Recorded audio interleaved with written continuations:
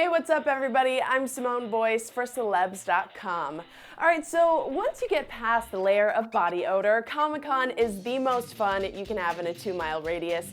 It's a chance to feel like a kid again and not feel guilty about it. It's the only time you'll see vampires and Vulcans break bread across from werewolves and wizards, and for one weekend, we're all on the same side of the Force. This is exactly the kind of magic that documentarian Morgan Spurlock captures in his film Comic-Con Episode 4, A Fan's Hope. If you're a fan of Comic-Con, here are 10 things you'll love about Spurlock's latest filmmaking feat. Alright, starting off with number 10, we all know how awesome Comic-Con is now, but it's easy to forget the con's humble beginnings. This documentary takes us back to where it all began with photos and recordings from San Diego's very first comic book convention in 1970 and its meager 300 attendees. There's no denying big budget movie studios and video game developers have taken over at this point, but the film honors the real reason why we have Comic-Con at all: comic books. A big chunk of this movie is dedicated to comic books, to the people who love them, and the people who have devoted their entire careers to them. Even down to the animated pop art transitions, Spurlock doesn't forget why it all started. Alright, so obviously when I'm at Comic-Con, I can only see it one way, and that's the way I see it, as a gamer chick who retreats to fantasy and sci-fi stories for escape.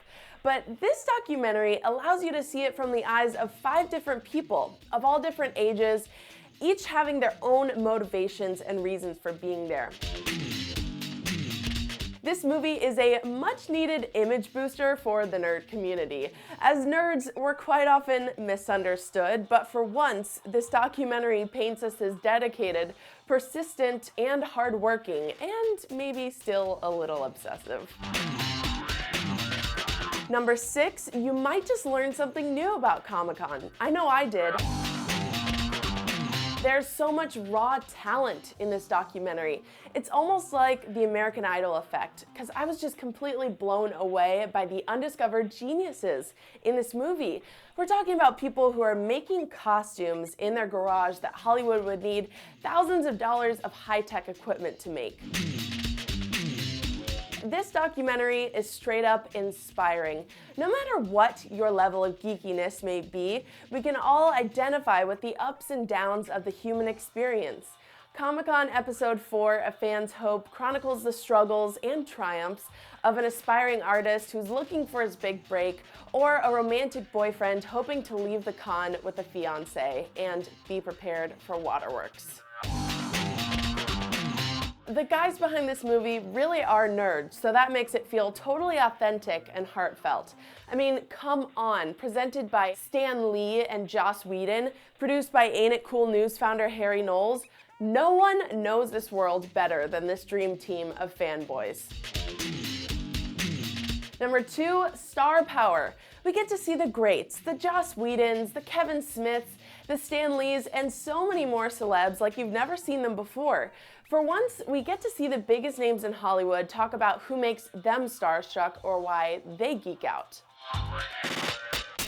And number 1, Comic-Con is unfortunately only once a year, but this is a great way to experience the wonder of it all over again.